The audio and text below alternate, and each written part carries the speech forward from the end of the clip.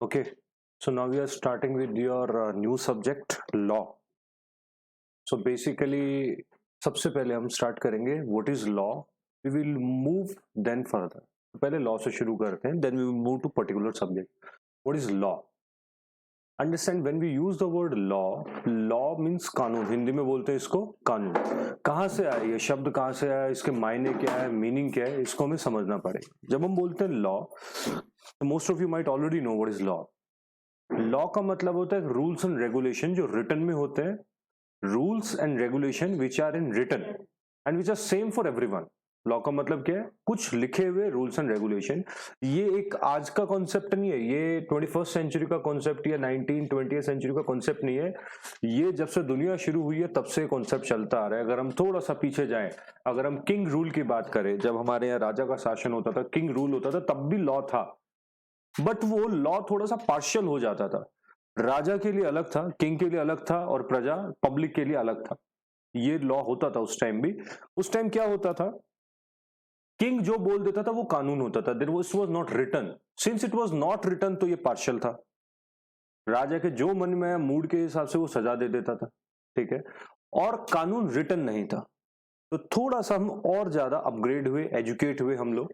उसके बाद में हमारे यहाँ अंग्रेज आ गए. तो अंग्रेजों ने थोड़ा सा, क्यों, since they were more educated than as compare to us, तो उन्होंने उस चीज को लिखा. उन्होंने कहा हर एक चीज रिटन में होनी चाहिए.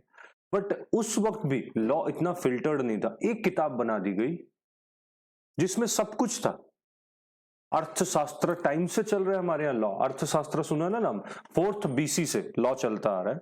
उस वक्त से लॉ हमारे पास कानून है, बट सिस्टमेटिक नहीं था.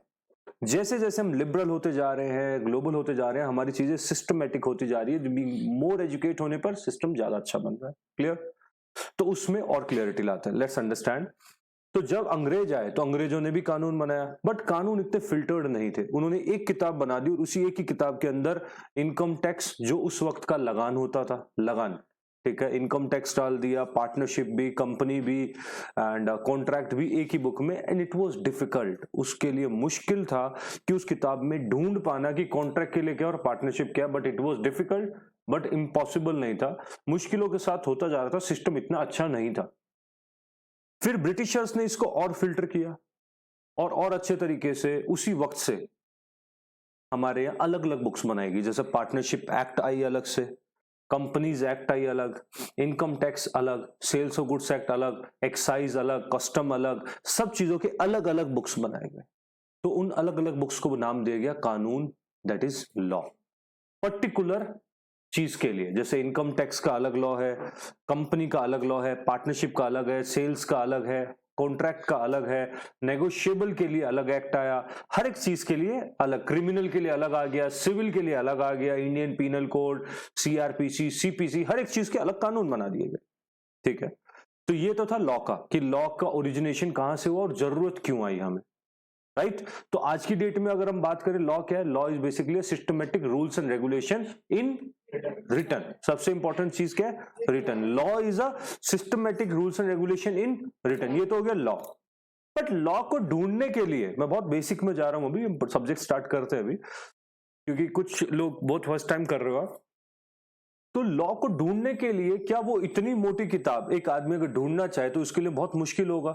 Even if you are educated, आप क्या एक चीज को ढूंढने के लिए बार बार पेजेस बदलते रहोगे? सपोज आपने अपनी ही पर्टिकुलर लिटरेचर की book, which is easy book, easy English या इजी लैंग्वेज, उसमें भी अगर आपको एक लाइन ढूंढनी है, आपने जो किताबें पढ़ चुके हो उसमें भी बोलता हूं कि वो पर्टिकुलर लाइन है, वहां लिखी हुई है, इट विल बी डिफिकल्ट कि आप उस बुक के 700-800 पेजेस बदल के उसमें से वो एक लाइन ढूंढो.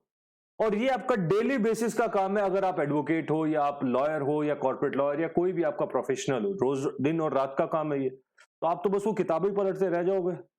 आपने देखा होगा कुछ वो लोग बैठे रहते हैं वो जन्म पत्री और इन सब में, तो वो क्या करते थे, वो ढूंढते रहते हैं उसमें, क्योंकि सिस्टमेटिक नहीं बनी हुई वो चीज. ठीक है. या उनको सिस्टमेटिक पढ़ना नहीं आता, सिस्टमेटिक बनी हुई है. ठीक है. उस पर्पज के लिए एक वर्ड इन्होंने दिया, इन्होंने कहा सेक्शन. एक वर्ड क्या है हमारे यहां? सेक्शन. तो लॉ तो आ गया समझ, लॉ क्या होता है. Rules regulation in return equal for everyone. Section क्या है उस पे आते हैं हम पहले। सेक्शन क्या चीज होती है, कहां से है। अगर मैं आपको ये चीज बोलूं कि पेज नंबर 10 की 10th लाइन के अंदर ये लिखा हुआ है, will it be easy for you to find. Index में 10 नंबर पेज या ऊपर 10 नंबर न्यूमेरिक निकाला और 10वें की 10वें लाइन में निकाल देंगे ना हम। वैसे ही हमारे जो ग्रंथ होते हैं उनमें लिखा होता है ना अध्याय, सप्तम अध्याय या अध्याय या श्लोक, ऐसा नंबर श्लोक में। ये आज का सिस्टम नहीं है। अंडरस्टैंड अगेन, ये कोई ब्रिटिशर्स का या आज का सिस्टम नहीं है। नाम जरूर अलग है, ये चल रहा है कब से, सदियों से चल रहा है हमारा। पढ़ते थे ना ऐसा अध्याय, श्लोक, श्रुति, ये सब चीजें हमारे लिखे हुए ग्रंथों में, तो वहां से ये आज भी चल रहा है। वहीं से लिया गया, नाम बदल दिए गए। तो किस तरीके से ढूंढा जाता है, अगर आपकी बुक के एक इंडेक्स में 1 2 3 4 5 ऐसा चैप्टर्स के नाम लिखे हुए, उन चैप्टर्स के आगे लिख दिया ये पेज नंबर 1 to 10, ये 11 to 25 ऐसे लिख दिया गया। इसके आगे लिख दिया गया इनकॉर्पोरेशन ऑफ ऑर्गेनाइजेशन या इनकॉर्पोरेशन ऑफ कंपनी। इसके आगे लिखा documents of for the company. इसके आगे लिख दिया गया सिग्नेचर। इसके आगे लिख दिया गया गवर्नमेंट के रूल्स रेगुलेशन के, ऐसा लिख दिया गया। इंडेक्स चैप्टर दे दिए। आपको ढूंढना है direct what are the documents required to incorporate a company, तो आप सीधा चैप्टर नंबर 2 रेफर करोगे। चैप्टर नंबर 2 के अंदर आप page number 11 to 25, chapter number 2 में सीधा किस पे जाओगे, चैप्टर पेज नंबर 11 to 25। अब 11 में आपको ढूंढना है, तो आपको कोर्ट के अंदर कैसे लैंग्वेज में बात करते हैं, हम सीधा ये बोलते हैं कि sir as per section 420 it is being said. मैं ये नहीं बोलूंगा सर उस किताब में ना मैंने एक पेज में पढ़ा था, आप ढूंढ लो, चाहे नहीं हो सकता ना, बट मुझे फैक्ट बताना है कोर्ट में कि सर इस सेक्शन में, भारत के कानून में इस सेक्शन में ये और इस किताब में लिखा हुआ है। तो मैं सीधा कहूंगा कि ये बुक उठाओ, अगर मुझे चेक करवाना हो ये बुक उठाओ, इस बुक के इस सेक्शन में जाओ। अगर फॉर एग्जांपल मैंने कहा Indian companies act as per section 2 subsection 20, company means dash dash dash which we will discuss. इस बात पे इश्यू क्रिएट होता है कि नहीं ये कंपनी नहीं है, मैं क्या कहूंगा सर कानून रेफर करो, कोर्ट में यही कहूंगा। कोर्ट कहेगा कहां से उठाया आपने, तो मैंने नाम दिया कंपनीज एक्ट 2013 सेक्शन 220।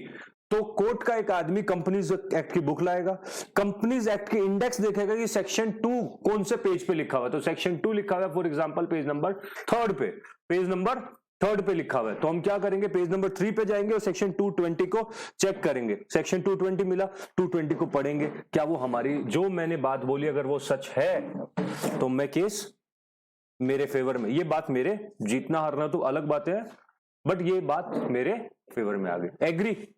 तो सेक्शन क्या हुआ समझ आया। सेक्शन अगर सिंपल लैंग्वेज में बोला जाए, सेक्शन इज बेसिकली, सेक्शन क्या होता है, section is nothing but a numeric word to trace the law. Law कहां लिखी हुई है उसको ढूंढने के लिए, इजी वे से ढूंढने के लिए एक वर्ड, एक न्यूमेरिक टर्म होते हैं, उसको सेक्शन बोला जाता है। ऐसे ही पढ़ा है आज तक जिन्होंने भी पहले पढ़ा कभी, तो सेक्शन मतलब न्यूमेरिकल टर्म और to trace the law, easy language. समझ आ गया। लॉ क्या होती है, लॉ इज अ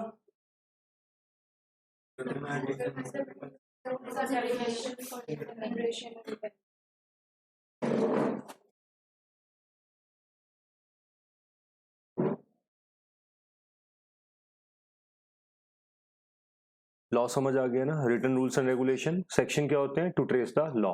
ये तो था आपका बहुत बेसिक लॉ के बाद, तो आई थिंक क्लियर हो गया। लॉ हमारा पुराने टाइम से चलता आ रहा है, अर्थशास्त्र 4th BC से, 4th BC में हमारा अर्थशास्त्र बना हुआ था, वो वक्त से चला आ रहा है हमारा। और जो सेक्शंस है वो भी आपको मैंने बता दिया कि आपके आई थिंक ग्रंथ तो पता भी नहीं कब बने थे, गीता, भागवत, कुरान, बाइबल, ये हमें नहीं पता कब बने, बट उनके अंदर श्रुति, श्लोक, हदीस सब कुछ लिखा हुआ है, तब से आपके ये चीजें चलती आ रही है, बस नाम अलग है। क्लियर। फिर आते हैं पर्टिकुलर किसी लॉ पे। तो आज का टॉपिक हम उठा रहे हैं वो है, starting with today's class, topic is company law. Company law, इसकी भी हिस्ट्री में जाते हैं हम पहले, it will be interesting to know. पहले सीधा रटने की बजाय थोड़ा हिस्ट्री में जाते हैं। कई बार लोगों को ये लगता है कंपनीज एक्ट तो सर इंडियंस ने बनाया है, 1956 था, इतना ज्यादा को पता है। और थोड़े से और ज्यादा ज्ञानी उनको लगता है नहीं, अंग्रेज थोड़ा सा बना के चले गए थे, वो भी 1913 या समथिंग 19th सेंचुरी का बना हुआ। नहीं सर, ऐसा नहीं है। इंडिया का सबसे पहला, भारत का सबसे पहला कंपनी लॉ आया था 1850 के अंदर, 1850 में। 1850 में। हाँ, इंडियंस नहीं लेके आए थे, डेफिनेटली ये 1844 में था। इसका आपका एग्जाम से कोई लेना देना नहीं है। For your knowledge, being a good professional के लिए बता रहा हूं मैं कि कल को अच्छा प्रोफेशनल बनना है तो बेसिक चीजें पता होनी चाहिए, फाउंडेशन आपका।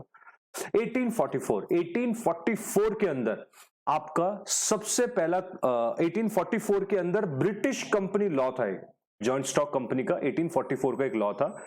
उस लॉ के बेसिस पे ब्रिटिशर्स ने 1850 के अंदर इंडिया में पहला इंडियन कंपनी लॉ बनाया। तो भारत का सबसे पहला कंपनी लॉ कब आया? 1850 में आया था। ठीक है, since that will be your bread and butter, आपका फ्यूचर में यही कमाई है, तो कुछ चीजों को बहुत अच्छे से शुरुआत से पहले एज से जानना चाहिए। 2 मिनट एक्स्ट्रा जरूर लगेंगे बट चीजों को अच्छे से जानते हैं। तो सबसे पहला कंपनी लॉ 1850 में आया। सर क्योंकि पहला था, इतने एजुकेटेड थे नहीं हम, very few educated professionals were there, Indians बहुत ही कम थे उस वक्त, बहुत ना कि गिन लो आप, इतने थे, 100 से भी कम प्रोफेशनल्स थे हमारे पास, इतने कम प्रोफेशनल। क्लियर? और उस टाइम ये आपके professional courses CA, CS, CMA ये सब नहीं थे। एक कोर्स होता था वकालत बोलते थे उसे, वकालत वाला आदमी ही सब करता था, वही कंपनियां बनाता था, वही टैक्स बनाता था, वही सब कुछ, वही केस लड़ता था, सिविल भी वही, क्रिमिनल भी वही, कॉर्पोरेट भी वही, टैक्स भी वही, सब एक ही था। ठीक है, तो सबसे पहला 1850 में आया। Lot of amendments were being made, समय समय पर इसमें अमेंडमेंट हुई। उसके बाद में 1882 में कुछ अमेंडमेंट्स के साथ आया। तो सबसे पहला 1850, उसके बाद में मेजर अमेंडमेंट्स 1882, उसके बाद में 1850 वाला किसके बेस पे था? 1844 ब्रिटिश कंपनी लॉ, और ये क्या था? इंडियन कंपनी लॉ था। फिर उसके बाद में हमारा एक्ट आया 1913 में, 1912 में पास हो गया था वो, 1913 में 1913 में हमारा एक कंपनी लॉ आया, और ये किसके बेस पे था? ये था 1908 के, मतलब जब जब लंदन में, जब जब इंग्लैंड में कंपनी लॉ में बदलाव आते थे, तब तब इंडिया में कुछ सालों बाद वो यहां लेके आते थे, क्योंकि रूल तो उन्हीं का था ना, स्पेशल एडमिनिस्ट्रेशन स्टेट थे हम, गुलाम नहीं थे, बता दूं, करेक्शन, हमें लगता है हम स्पेशल एडमिनिस्ट्रेटिव, वो अब कभी और डिस्कस करेंगे क्या चीज था वो कॉन्सेप्ट। तो 1913 में हमारा आया। 1913 के बाद हम हो गए आजाद। 1913 के बाद हम आजाद हुए 1947 में, बट कंपनी लॉ नहीं आया उस वक्त, क्योंकि और भी बहुत सारी चीजें करने को बाकी थी। हम उसी कंपनी लॉ को चलाते रहे थोड़े समय तक। फिर हमारी कमेटी बनी 1950 के अंदर, हमने कमेटी बनाना शुरू किया भाभा कमेटी के अंडर, इसको भाभा कमेटी, और 12 ब्रिटिशर्स को हमने लिया। अब वो रीजन अलग है क्यों लिए ब्रिटिशर्स को एक्सेट्रा, हमारे पास भी पढ़े लिखे लोग थे उस वक्त तक, वो अलग चीजें है। 12 ब्रिटिशर्स आए, कुछ इंडियन प्रोफेशनल्स आए, और CH भाभा कमेटी के अंडर हमारा कंपनी लॉ बनना शुरू हुआ। ठीक है, 1956 में first independent Indian company law बना। First independent Indian company law तो किसने बनाया? हमारा CH भाभा कमेटी ने। यहां से अब शुरू हो गया आपका CH भाभा। ठीक है, मेरे हिसाब से अगर थोड़ी स्कूल याद हो तो ये नाम आपने सुना होगा, भाभा एंड ऑल, वहां पर भी एक्टिव थे। ठीक है, तो ये हमारा फर्स्ट इंडियन कंपनी लॉ बन गया। We were not so liberal, उस वक्त हमारा लिबरलाइजेशन हुआ नहीं था। लिबरलाइजेशन हमारा कब हुआ? 1991 में। डॉक्टर मनमोहन सिंह थे उस वक्त हमारे फाइनेंस मिनिस्टर, उन्होंने लिबरलाइजेशन लेके आए 1991 में। 1956 से लेके 2013 तक एक ही कंपनी लॉ रहा। बहुत साल बीत गए, हमारा देश कुछ और ही चीजों में बिजी था उस टाइम, इस दौरान, जबकि लिबरलाइजेशन के बाद में यूज नीड वाज देयर कि हमारी कंपनी लॉ को अमेंड करना चाहिए। घसीटते रहे थोड़े समय तक हम इस चीज को। 2013 में फाइनली हमारा नया कंपनीज एक्ट, जो at present prevailing law in the country है, जो हम आज पढ़ेंगे, वो आया 2013 के अंदर। एंड सिंस 2013 आज तक ऐसा कोई साल नहीं गया जिसमें इसमें अमेंडमेंट ना आई हो। ठीक है, 2014, 15, 16, 17, 18, 19, हर साल में नए रूल्स ऐड हुए हैं इसमें। ठीक है, अभी तक कोई ऐसा साल नहीं गया, एंड 2020 में भी आएंगे, आ ही गए, 2020 में बैठे हम अभी। ठीक है, क्लियर, डन। तो हमारे कंपनी लॉ की हिस्ट्री क्या है? Started from 1850 to 1913 to 1956 to 2013 final हमारा लास्ट एट प्रेजेंट है. Now I think hope you have understood what is company. Company क्या होता है, व्हाट इज लॉ. लॉ समझ आ गया सबको. Okay, now starting with what is company. Understand company क्या होता है. कंपनी क्या है वो समझते हैं. कंपनी का मतलब क्या होता है, देखिए ध्यान से समझो. कंपनी का मतलब होता है, जैसे हमारे सिंपल अगर आप पार्टनरशिप की डेफिनेशन पूछी जाती थी तो आपसे क्या होता था, partnership N association of people registered under partnership act. यही है, partnership is an association of people registered. ध्यान से एक वर्ड को, क्योंकि बहुत सारे बड़ी लॉ को मैं सिंक्रोनाइज कर रहा हूं इधर, ठीक है. Partnership is association of people registered under partnership act 1932, right. चलो ठीक है, ध्यान से सुनो. अगर एक association of people partnership act के तहत अंडर रजिस्टर हो जाए तो उसको बोलते हैं partnership.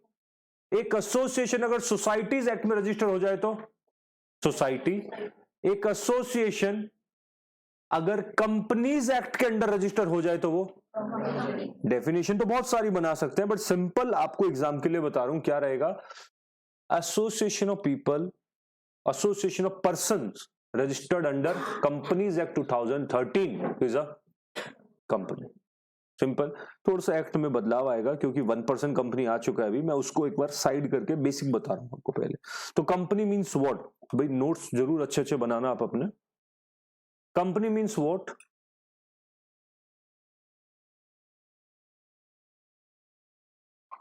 Association of persons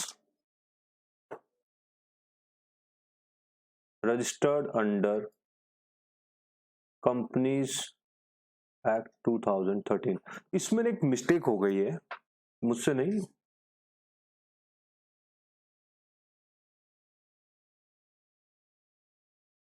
okay, ध्यान से. So my question to you is, if as per this language, अगर मैं ये लैंग्वेज यूज करता हूं तो इसका मतलब है, मैं ये कहना चाह रहा हूं कंपनी का मतलब होता है एक एसोसिएशन जो रजिस्टर्ड है कहां पर, खाली कंपनीज एक्ट 2013 में. Okay, my question to you now is, please fish market नहीं बनाना, जस्ट रेज योर हैंड खाली. Okay, my question to you now is, Tata company 2013 से पहले बनी होगी, रिलायंस भी पहले बनी होगी, है ना. तो क्या टाटा कंपनी पहले वाली एक्ट में रजिस्टर्ड है? इसमें तो नहीं है. तो क्या वो कंपनी नहीं है फिर? पर ये लैंग्वेज आपकी बेर एक्ट पता ना क्या होती है, आपका लॉ कानून, उसमें लिखा है association of person registered under companies act 2013 is a company. But sir my question is, Tata तो पहले रजिस्टर्ड है और हजारों पहले कंपनी रजिस्टर्ड है, वो क्या कंपनियां नहीं रही फिर, है ना.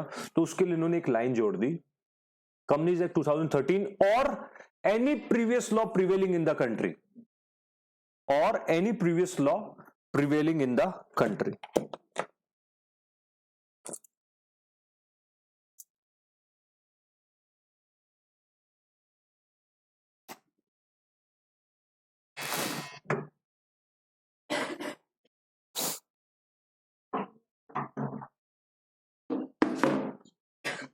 टाइम वैसे इन्फॉर्म था ना सबको,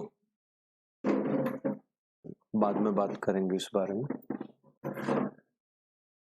क्लियर है, लिख लिया सारा. कंपनी का मतलब क्या होता है, companies association of people registered under companies act 2013. तो अभी तक हमने क्या क्या क्लियर कर दिया, लॉ क्या होता है, सेक्शन क्या होता है, और कंपनी लॉ स्टार्ट करके कंपनी की history and what is company. थोड़ा बार बार रिवाइज करते जाएंगे जिससे कि क्लास के अंदर ही याद हो जाए, क्योंकि घर पे थोड़े बिजी रहते हो पढ़ने के लिए, तो यही लर्न करवा देंगे. क्लियर है, तो कंपनी समझ आ गया. नाउ अब एक इसमें मैंने ओपीसी का कॉन्सेप्ट नहीं डाला है. ओपीसी एक नया कॉन्सेप्ट 2013 से आया.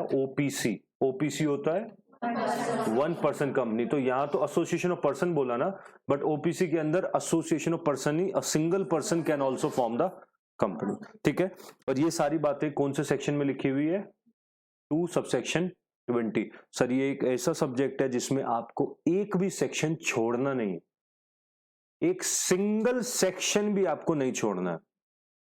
ठीक है, very very very important section आ गया. क्लियर, चलिए तो आगे चलते हैं. तो कंपनी का मतलब आ गया समझ, कंपनी का मतलब आ गया समझ आपको. Now what are the characteristics of the company, अगला हेडिंग डाले characteristics of the company.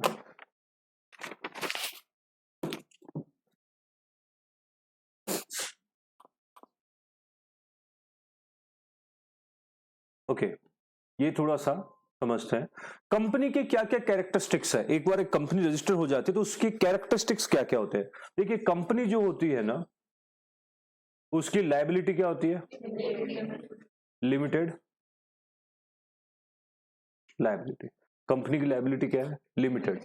Understand this, इसका मतलब समझते हैं लिमिटेड लायबिलिटी का मतलब।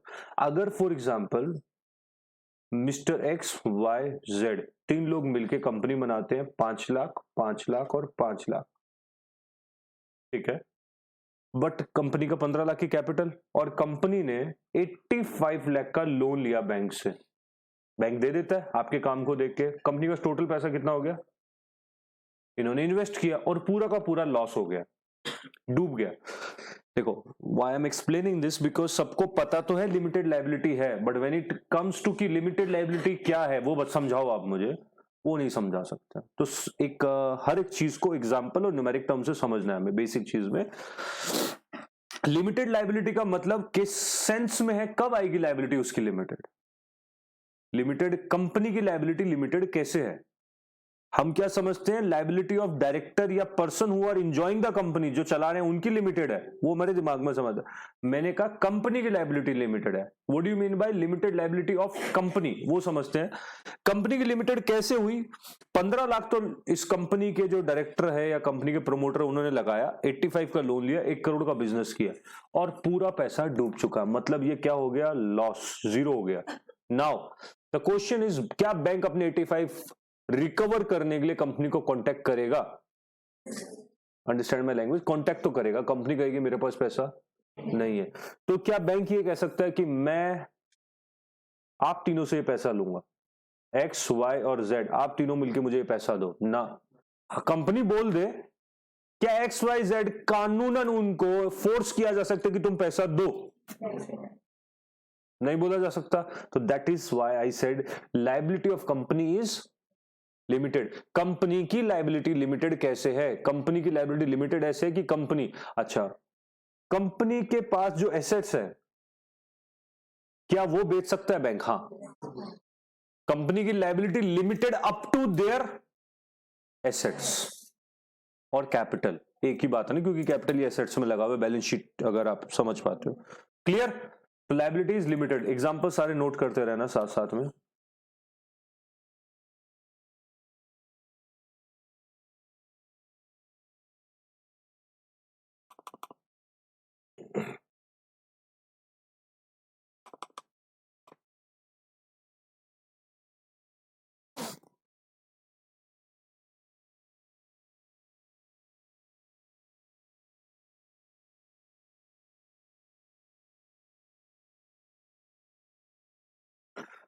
सेपरेट लीगल एंटिटी, देखो अकाउंट्स में आप इसको ना समझते हो किस नाम से,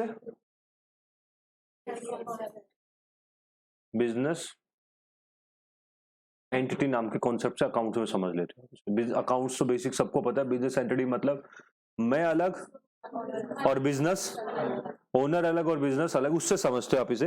but let's understand over what is separate legal entity. Separate legal entity क्या चीज है, देखो कानून हर चीज के लिए फैक्ट मांगता है, लॉ हर चीज के लिए सबूत मांगता है, फैक्ट चाहिए मुझे सर, किस आधार पे आपने कहा सेपरेट लीगल एंटिटी, किस बेसिस पे आपने कहा सेपरेट लीगल एंटिटी, मैं क्यों मानूं। कंपनी लॉ में सेपरेट लीगल एंटिटी वर्ड कहां से आया, हम क्यों सुने इस वर्ड को, समझो। हर चीज की हिस्ट्री चाहिए कोर्ट के अंदर, और आप हिस्ट्री कभी भी नहीं दे सकते कि मुझे लगता है बस मैंने सुना है, तो सुनी हुई चीजें नहीं आती। जो आपका ये सब्जेक्ट है इसमें सबसे ज्यादा मैक्सिमम केसेस होते हैं, हम लगभग 150 से ज्यादा केसेस इसमें करेंगे, मोर देन 150, 150 160 से ज्यादा केसेस में करेंगे, and all will be very very important. हमें वो केसेस करने, चाहे इनकी इतनी जरूरत है या नहीं है, but if you want to be a good professional, चाहे आपको जॉब करनी हो फ्यूचर में, प्रैक्टिस करनी हो, कुछ भी करना हो, इन ईदर केस जब तक आप केस स्टडीज में परफेक्ट नहीं होगे, बेस्ट नहीं होगे, एक्सीलेंट, तब तक आप एक अच्छे प्रोफेशनल नहीं बन पाओगे। इनसे भागना नहीं है, अगर इंटरेस्ट नहीं आ रहा तो इंटरेस्ट जगाना पड़ेगा, क्योंकि ये डेफिनेटली जो चीज टफ है उसमें हमारा इंटरेस्ट नहीं आएगा, ठीक है। तो इसको समझना चाहिए आपको। तो सेपरेट लीगल एंटिटी कॉन्सेप्ट आया कहां से हमारी हिस्ट्री के अंदर, किधर से स्टार्ट हुआ? देखिए, एक कहानी के तौर पे मैं आपको एक केस समझाऊंगा स्टोरी के हिसाब से, सो दैट आपको लर्न हो जाए। 1895 से ये हिस्ट्री स्टार्ट हुई इसकी। 1895 में यूके के अंदर एक पर्सन था, सैलोमन नाम का एक पर्सन था।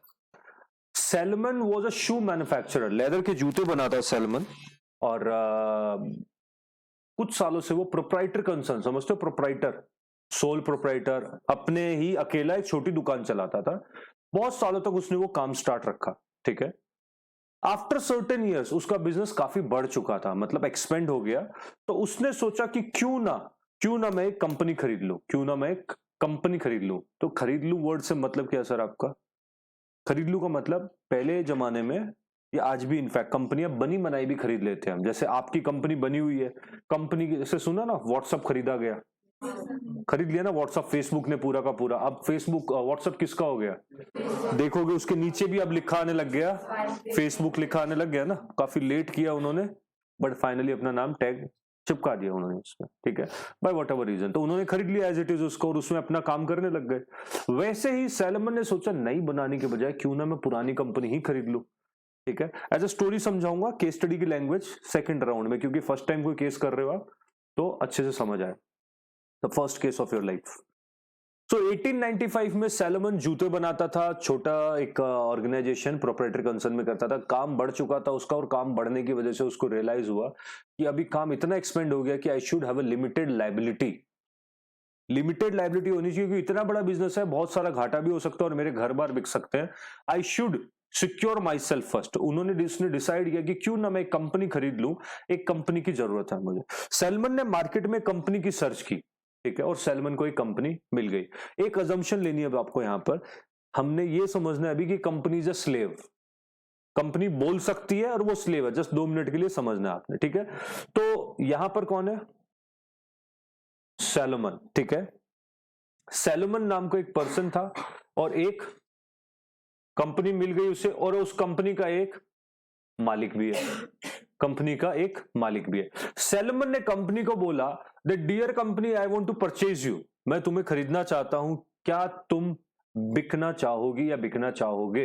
Company said yes I am ready, मुझे कोई फर्क नहीं पड़ता, मुझे तो कोई भी ले लो।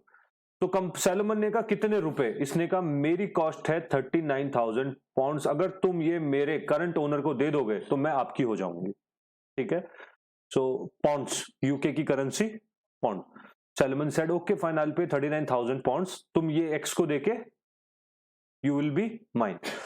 सैलोमन ने 39,000 पाउंड्स देने के लिए सबसे पहले सैलोमन ने दिए कंपनी को 20,000 पाउंड्स, और बोला कि इसकी रिसीप्ट दो मुझे, रसीद दो मुझे कि 20,000 पाउंड्स दिए। तो कंपनी ने इसके बदले में इसको दे दी इक्विटी शेयर्स। कितने के? 20,000 पाउंड्स के इक्विटी शेयर्स दे दिए कंपनी ने। Company said I need more 19,000 pounds and then I will be completely yours. Salomon ने उसको 10,000 पाउंड्स और दिए। देखो अमाउंट बड़ा है, और उस वक्त के हिसाब से, हमारे हिसाब से आज भी बड़ा है, पाउंड्स को कन्वर्ट कर लो, और उस वक्त के हिसाब से बहुत बड़ा था, तो उसने इंस्टॉलमेंट में पे किया। तो Salomon paid more 10,000 pounds and उसने कहा कि मुझे रसीद दो, आप स्लिप दो मुझे। कंपनी ने उसको इसके बदले में दे दिए सिक्योर्ड डिबेंचर। को क्या दिया? Secured debenture. ये मैं हाईलाइट जानबूझ के कर रहा हूं, थोड़ी देर में काम आ जाएगा आपको। सिक्योर्ड डिबेंचर कितने के? 10,000 पाउंड्स के। Company said I need more 9,000 pounds and then I will be completely yours.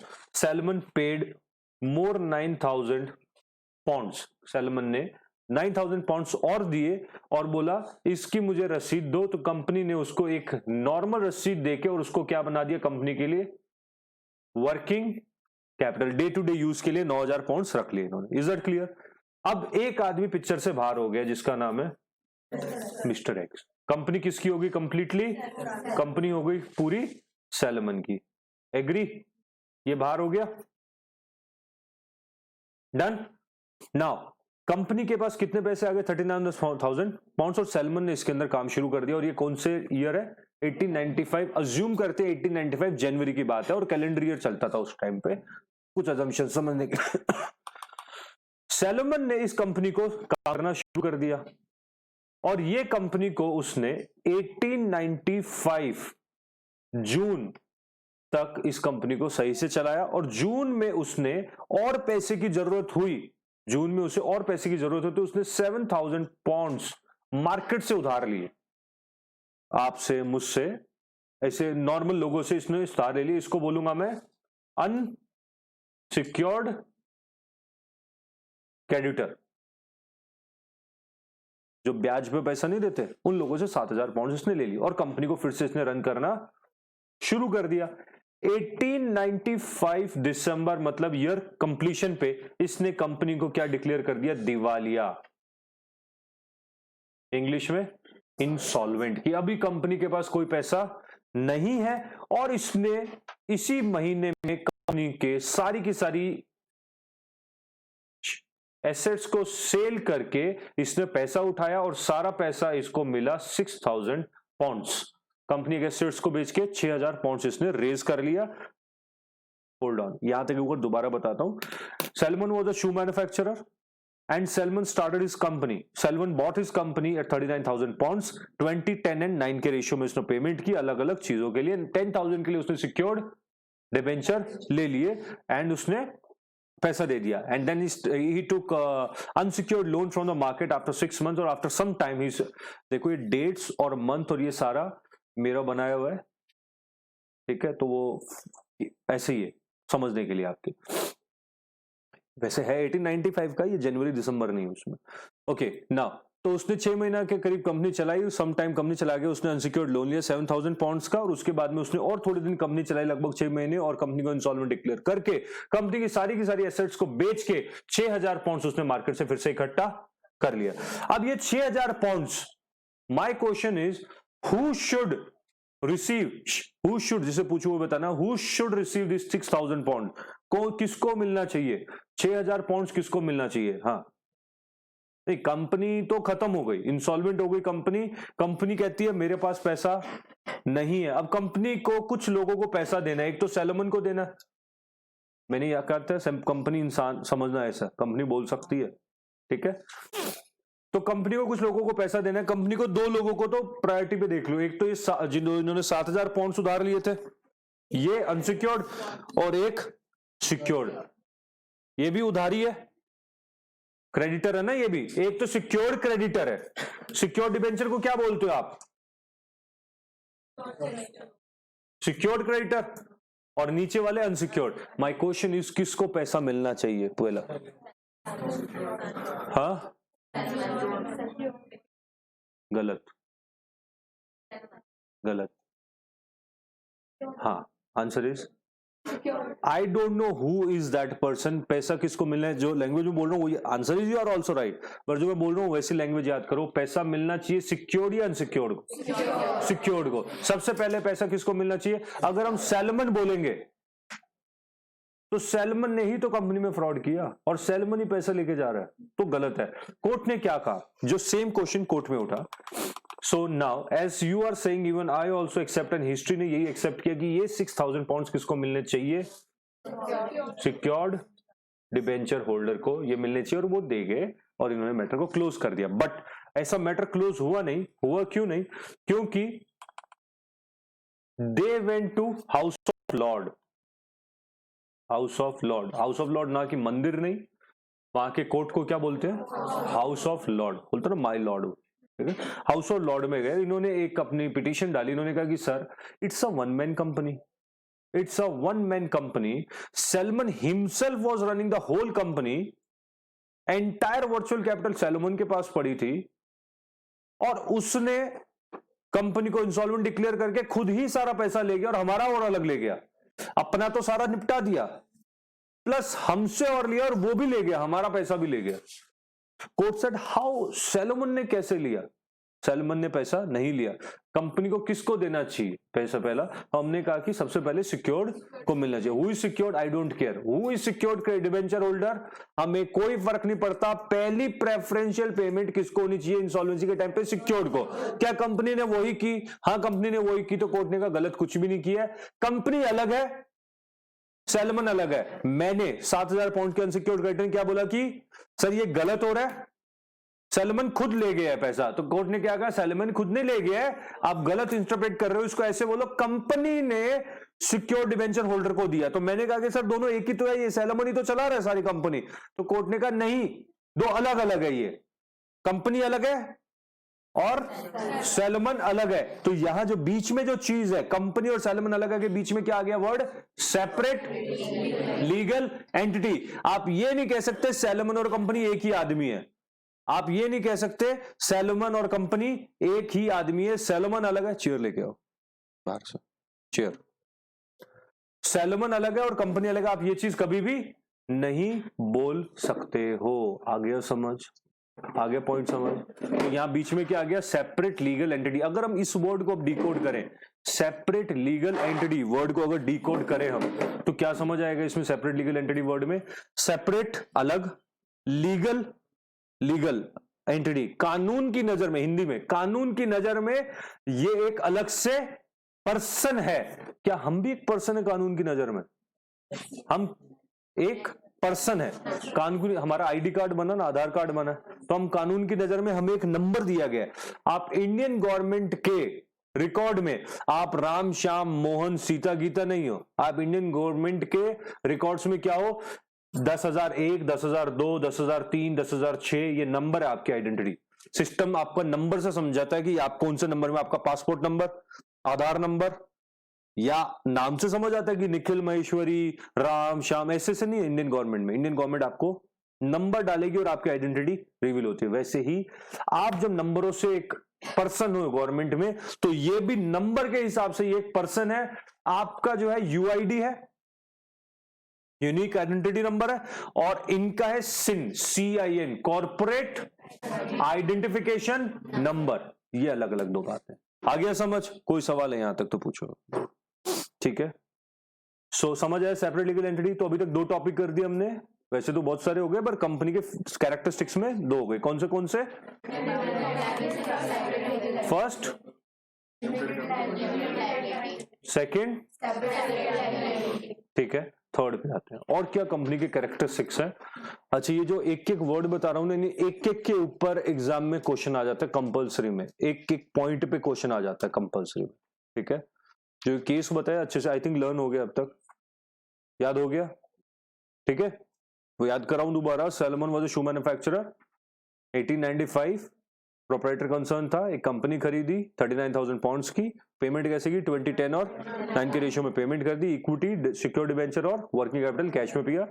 Okay, now the company belongs to Salomon. 6 month से काम करके अनसिक्योर्ड क्रेडिटर से पैसा लिया 7,000 पाउंड्स।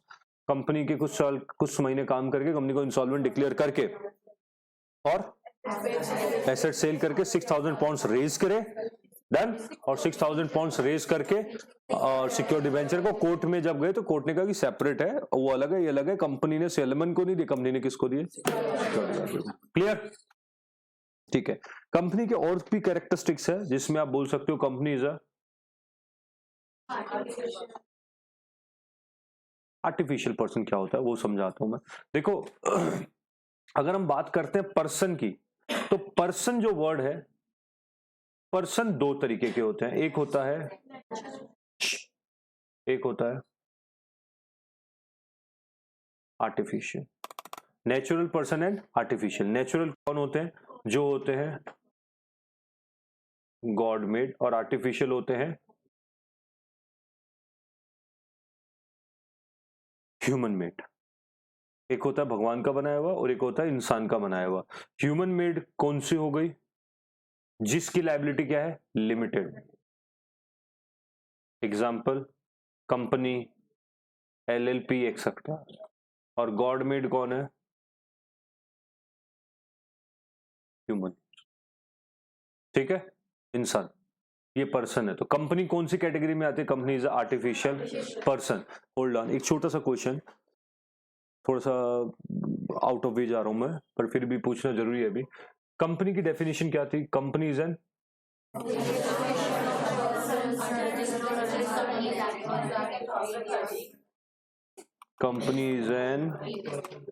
एसोसिएशन ऑफ, वर्ड क्या लिखा है?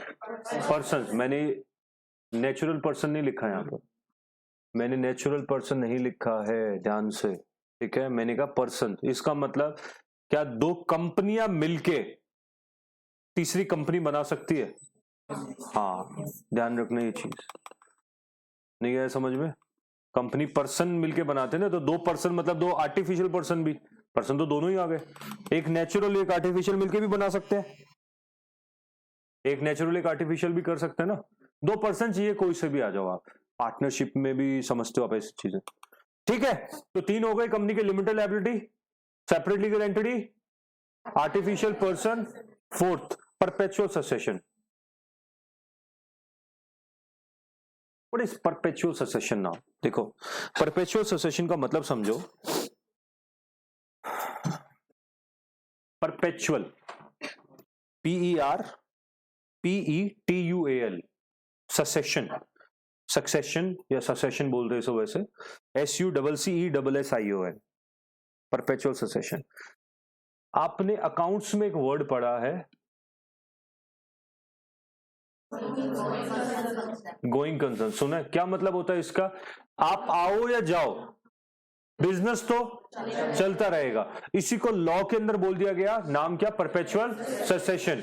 मेंबर में कम और go, company will remain forever. इसका ना अभी पिछले 2-3 एग्जाम से कंटिन्यूस एक क्वेश्चन आ रहा है। क्या क्वेश्चन आता है मैं क्वेश्चन बताता हूं, and then we will move to this topic again. Compulsory question आ रहा है 5 नंबर में, इतना इजी सा।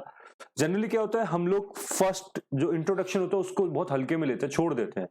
बचपन से आदत है, 11th-12th में भी हम जब करते थे ना, तो हम पहले इंट्रोडक्शन चैप्टर को कभी सीरियसली लिया ही नहीं हमने। बट यहाँ थोड़ा सिस्टम अलग है, लॉ में इंट्रोडक्शन चैप्टर से पक्का क्वेश्चन आता है, कोई भी लॉ उठा लो आप, any type of legal law subject, सब में से आएगा। Okay, question was there were 12 directors in a company. They went to a trip to Vaishno Devi. They went to a trip for Vaishno Devi, and they met with an accident. While going to Vaishno Devi, they met with an accident, and all of them died on the spot.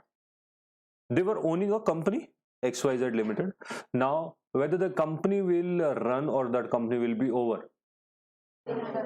Company कौन चलाएगा? भूत, कौन चलाएगा company?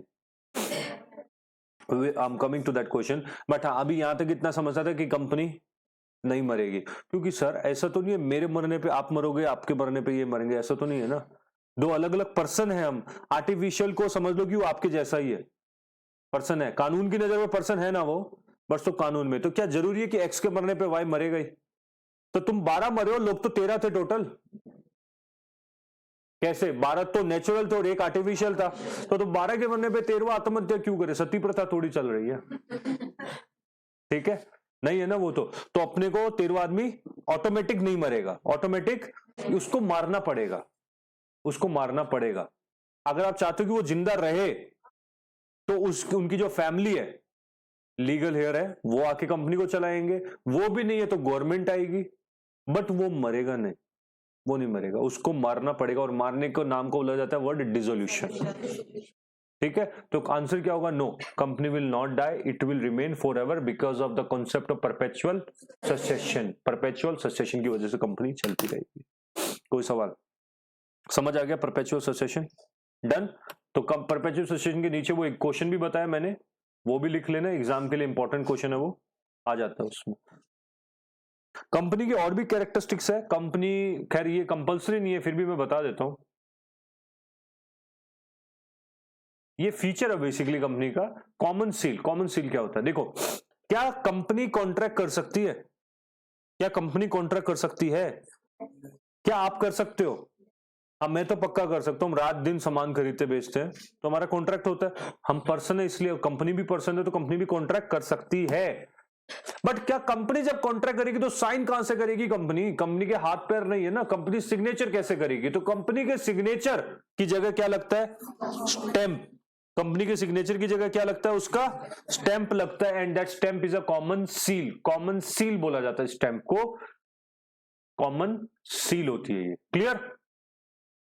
But common seal तो किधर भी बन जाती है, 10 रुपए में भी बन जाएगी, मार्केट में बन जाती है 10-50 रुपए देके। तो गवर्नमेंट ने बोला इसके ऊपर आपको ऑथराइज पर्सन के सिग्नेचर, क्रॉस सिग्नेचर होने चाहिए, तब वो माना जाएगा, जो भी आपका ऑथराइज पर्सन है वो करेगा।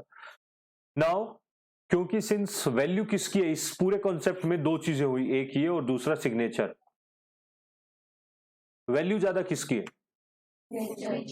सिग्नेचर कोई नहीं कर सकता, सील तो कोई भी बनवा सकता है, मैं टाटा की बनवा लो, रिलायंस की बना लो, तो वैल्यू सिग्नेचर की है। तो 2015 कंपनीज रूल्स में अमेंडमेंट आई 2015 में, और गवर्नमेंट ने बोला आज से कॉमन सील क्या है? ऑप्शनल है। आप रखना चाहो तो रखो, नहीं रखना चाहो तो मत रखो, कोई दिक्कत नहीं है, क्योंकि वैल्यू जब है ही इसी की, वैलिड इसी से हो रहा है, तो आप साइन कर दोगे अगर पेपर पे, कॉमन सील नहीं लगी तब भी वो वैलिड, ऑप्शनल है ये, ठीक है। और कैरेक्टरिस्टिक्स कंपनी में क्या आ सकते हैं? कंपनी चाहे तो अपने नाम पे प्रॉपर्टी खरीद सकती है, can buy and sell property. ये क्यों बता रहे हो सर? क्योंकि सर सोल प्रोप्राइटर अपने नाम पे प्रॉपर्टी खरीद नहीं सकता। सोल प्रोप्राइटर अपने नाम पे प्रॉपर्टी, सोल प्रोप्राइटर पार्टनरशिप अपने नाम पे प्रॉपर्टी नहीं ले सकते, ओनर के नाम पे होती है प्रॉपर्टी सारी, पता है ना ये चीज? केस बता सकता हूं मैं आपको, लक्ष्मण दास गुलाब देवी, अगर थोड़ा बहुत भी आप याद कर लो, लक्ष्मण दास गुलाब देवी का एक केस है, ठीक है। और एक साउथ इंडिया का केस और भी है, बता सकता है कोई मुझे? नारायणप्पा वर्सेस भास्क्याप्पा, ठीक है, भास्कर कृष्णप्पा। तो ये केसेस में बताया, इन यहाँ पर इस पार्टनरशिप प्रॉपर्टी के बारे में डिस्कस हुआ है। Anyways let's not get into those cases. Company अपने नाम पे प्रॉपर्टी खरीद सकती है, पार्टनरशिप नहीं ले सकता, प्रोप्राइटर नहीं ले सकता, कंपनी का एक और फीचर है ये। इसके अलावा क्या कंपनी के ऊपर केस हो सकता है? चलो एक एग्जांपल के साथ बात करते हैं। नीचे हम जाते हैं जब अपने इंस्टीट्यूट से नीचे, there is a tea stall, एक चाय की दुकान बनी हुई है, ठीक है, छोटू टी स्टॉल। तो माय क्वेश्चन इज, आपने छोटू टी स्टॉल से एक चाय पी, आपको फूड पॉइजन हो गया, तबीयत खराब हो गई आपकी, उसके अंदर कुछ गड़बड़ था, ठीक है, केस किस पे करोगे? या पुलिस में किसको ले जाओगे, या किसको मारोगे? मतलब मारना नहीं, वो कानूनन जुर्म है, बट फिर भी मिस्टर छोटू द प्रोप्राइटर को आप पकड़ोगे कि भाई चलो पुलिस में कंप्लेन करेंगे तेरे ऊपर, यही होगा? चलिए, सेम चाय जाके आपने स्टारबक्स में पी या सीसीडी में पी, चाय बेचता ना वो भी, चाय की दुकान है ना, चाय भी तो देते होंगे, नहीं देते? चलो कॉफी पी आपने, ठीक है, छोटू से भी कॉफी पी, बस सेम चीज थोड़ा सिमिलर कर देते, आइडेंटिकल नहीं, ठीक है। तो छोटू से भी कॉफी ली थी और स्टारबक्स पे जाके आपने कॉफी पी और उससे आपको फूड पॉइजन हो गया। सर होने दो, कोई दिक्कत नहीं है। एटलीस्ट हुआ तो स्टारबक्स से है ना, चलेगा। वो पोस्ट डालेंगे, had coffee at Starbucks and had a food poison, कोई दिक्कत नहीं हो ऐसे। चलो एनीवे, सो स्टारबक्स में आपको फूड पॉइजन हुआ, अब केस किस पे करोगे? स्टारबक्स पे। इतनी पार्शियलिटी क्यों? मतलब कौन है स्टारबक्स? Who Starbucks? किसको? उस बोर्ड को पकड़ोगे आप, स्टारबक्स लिखा हुआ, या जो फोटो लगी हुई है उसको?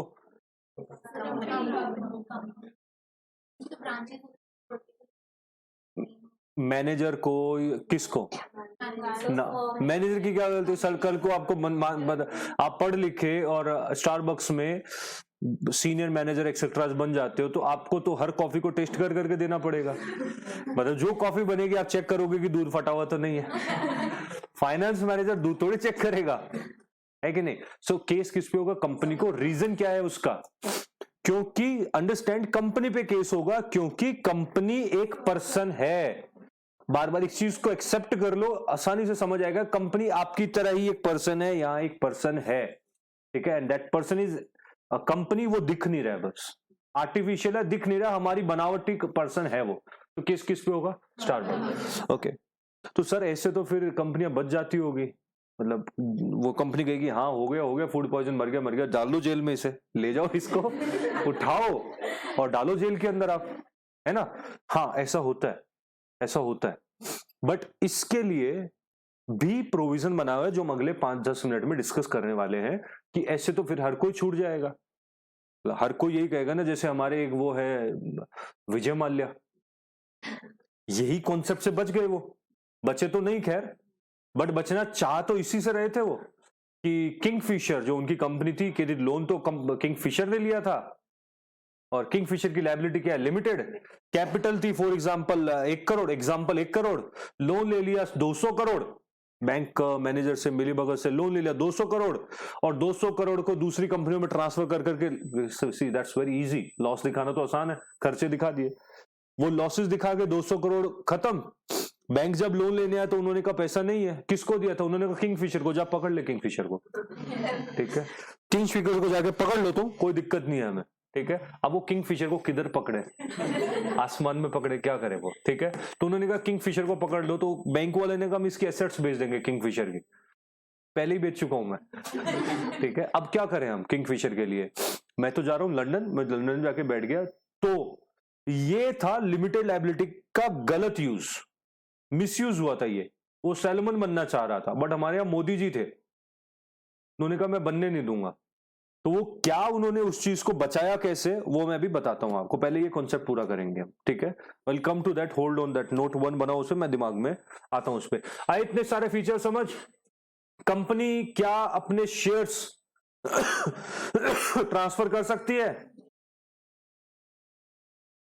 सर पार्टनरशिप में शेयर्स नहीं होते, शेयर होता है, प्रॉफिट में शेयर, प्रॉफिट में शेयर होता है, पार्टनरशिप में शेयर, स्टॉक नहीं होता, सिक्योरिटी नहीं होती है। तो कंपनी चाहे तो अपने शेयर्स को ट्रांसफर भी कर सकती है, कुछ फीचर्स है कंपनी के, और भी है, ये मैं बता दिया आपको मेजर। तो एक बार फिर से जल्दी से, what is company, company is association of people registered company 2013 on any previous law prevailing in the country. What are the features of the company? Number 1, limited liability. Number 2, separate legal entity decided in the case Salomon versus Salomon 1895 UK. Right?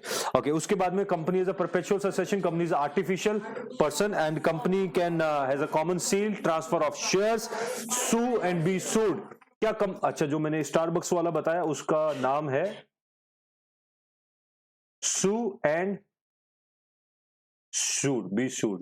sue का मतलब होता है case करना, legal language में sue का मतलब होता है केस करना, sue and be sued. Company चाहे तो केस कर भी सकती है और कंपनी के ऊपर भी केस हो सकता है, इज दैट क्लियर, हो सकता है ना, दोनों काम हो सकते हैं। ओके फिर कंपनी अपने नाम पे प्रॉपर्टी ले सकती है, कंपनी शेयर्स को ट्रांसफर कर सकती है। These are the features of the company. Case को याद रखना, आपको केसेस भूलने नहीं है। कोई सवाल है यहां तक तो आप पूछो, फिर हम सेकंड पार्ट पे थोड़ा सा डिफरेंट पे चलते हैं जल्दी से, या एनी क्वेश्चन। अच्छा चलो, आप फॉर एग्जांपल आप रीबॉक में गए, रीबॉक के शीशे तोड़ दिए शोरूम के, ठीक है। आप क्राउन प्लाजा होटल है, कंपनी है वो, एचडीएफसी बैंक कंपनी है, एचडीएफसी बैंक कंपनी है, ये मैं बाद में बताऊंगा आपको। तो जो किंगफिशर पे केस करेगा वो कौन करेगा, अगर एचडीएफसी बैंक से लोन लिया तो एचडीएफसी बैंक के दीपक पारेख करेंगे या एचडीएफसी बैंक करेगा, है ना। क्राउन प्लाजा में आप गए, तोड़फोड़ कर दी, केस कौन करेगा, क्राउन प्लाजा जो कंपनी है उनकी। वो रीबॉक में गए, वहां से चोरी की या तोड़फोड़ कर दी, तो केस कौन करेगा, रीबॉक। रेस्टोरेंट में गए, वहां पर कुछ हुआ तो वो करती है कंपनी, उनके नाम पे रजिस्ट्रेशन होता है, उसके अंदर वो एक लेवल होता है। क्लियर है, और कोई सवाल है तो पूछो। तो थोड़ा सा लेट आए हो जो भी बच्चे, इंस्टॉलमेंट्स में आ रहे थे बहुत, तो उनके लिए थोड़ा सा इनिशियल वाली क्लास थोड़ी समझ कम आएगी, वो अब बाद में करते रहना। बाकी अगर फिर भी कोई क्वेश्चन है वो पूछ सकते हो आप मुझे। क्लियर हो गया सारा? और भी बहुत सारे केसेस है इसके में, ली वर्सेस ली एयर फार्मिंग, जो आपको करने हैं सारे, जो हम नेक्स्ट क्लास में करेंगे, केसेस सारे, मैक्सिमम केस ही करने हैं हमें यहाँ पर, ठीक है। नाउ ये कॉन्सेप्ट खत्म, एक कॉन्सेप्ट आता है कॉर्पोरेट वेल का। कॉर्पोरेट वेल, तो मैं आपसे पहले तो हाथ उठाना है खाली, जिससे मीनिंग पूछूं उसी से। वेल का मतलब क्या होता है, लास्ट वेल, वेल मछली वाला नहीं, वेल चुपचाप।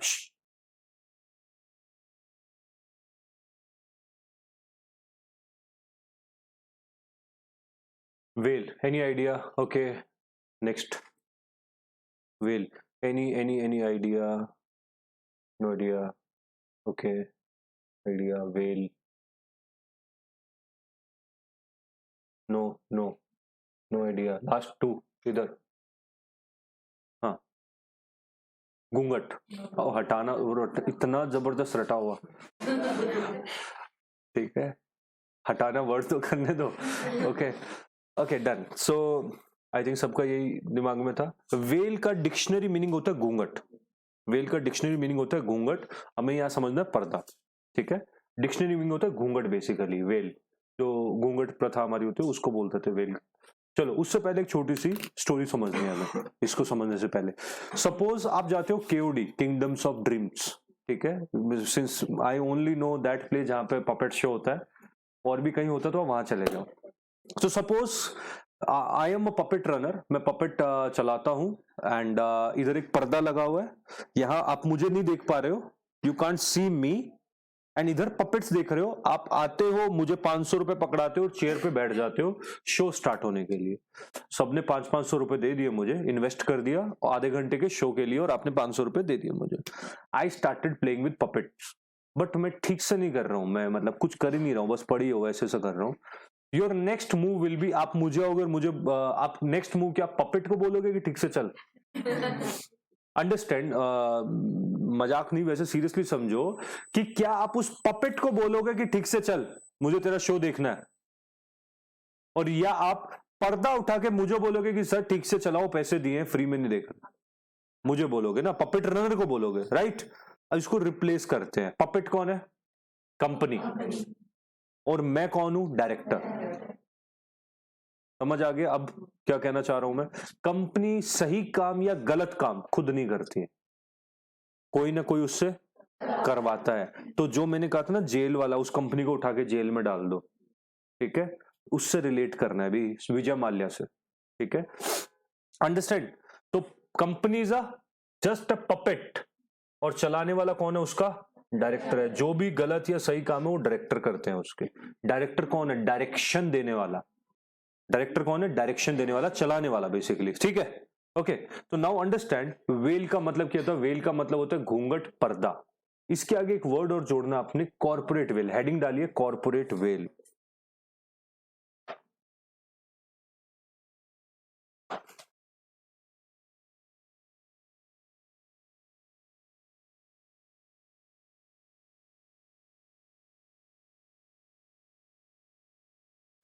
क्योंकि हमने इस कंसेप्ट पे बड़ा टाइम लगाया था ऑलरेडी, तो मैंने क्या लिखा?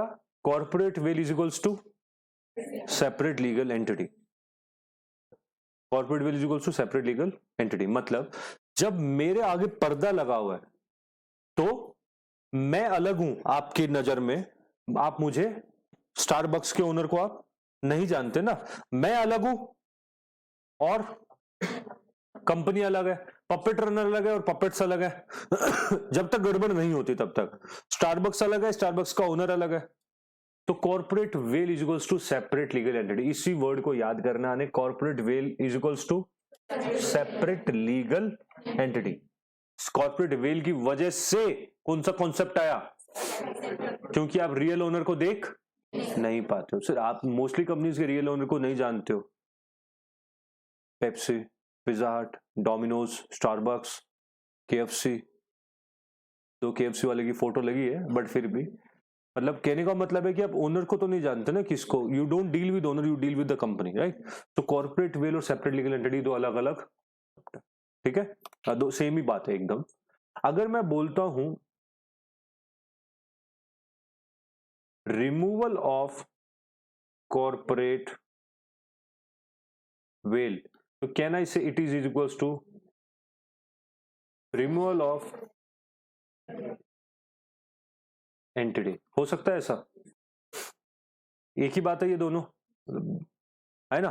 जब आपने वो पर्दा उठाया तो आपने क्या हटा दिया? सेपरेट लीगल एंटिटी हटा दी, कॉर्पोरेट वेल वेल हटा दिया ना. ओके, ऐसे समझेंगे हम. So what is corporate veil? Corporate veil का मतलब क्या होता है?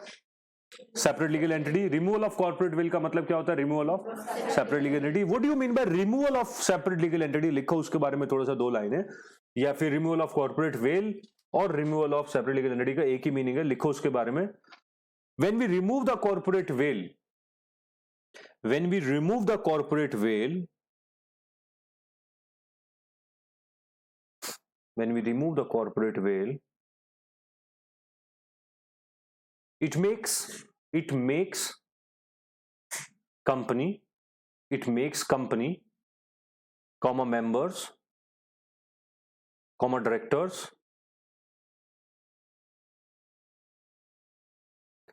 as one identity. Full stop. That is, for any wrong done by the company,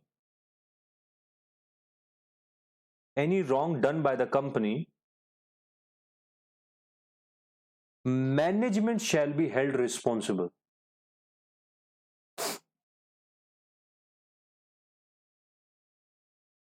And it will be assumed, full stop, and management shall be held responsible, full stop, and it will be assumed that गलती किसने की है, and it will be assumed that wrong has been done by management and not company. Full stop. Hindi में simple, corporate veil removal का मतलब है management और company अब क्या है, एक है, दोनों एक है, प्रोप्राइटर टाइप मान लेंगे हम इसे. क्लियर. सवाल आता है ये कब हो सकता है, कोर्ट क्या जब मन करे इसको हटा सकता है कॉर्पोरेट वेल को. ठीक है, कोर्ट इसको दो केस में हटा सकता है, खाली दो ही केस में इसको कोर्ट हटा सकता है. पहला आपका होता है जुडिशियल प्रोनाउंसमेंट. जुडिशियल प्रोनाउंसमेंट और जुडिशियल अनाउंसमेंट एक ही बात है.